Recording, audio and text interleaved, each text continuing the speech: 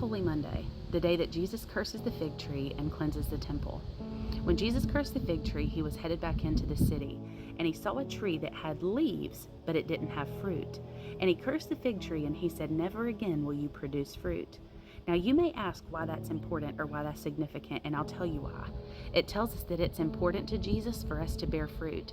Just as Israel at the time and some of those religious people should have seen that everything pointed to Jesus, they looked like they had a relationship with God, but they didn't actually. It's the same exact way.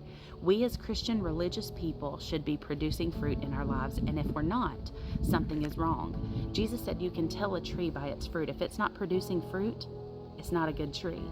But it's also the day that he cleansed the temple.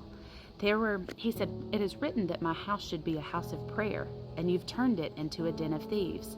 The religious people, yet again, the ones that he most of the time had an issue with, were charging ridiculous amounts for people to get their sacrifices. He said, "My house should be a house of prayer," and I want to note that how that applies today is anybody is worthy to pray to God. If you are in his house and you are judging the people that come in, no matter what they've done, what they look like, if they're there to have a one-on-one with Jesus. And that house should be a house of prayer for whoever wants to come in. A lot of the events that took place on this day thousands of years ago still apply today. Make sure that you're producing fruit, and make sure that you're not looking down on people, and that you allow whoever wants to have a come to Jesus meeting to do exactly that in his house.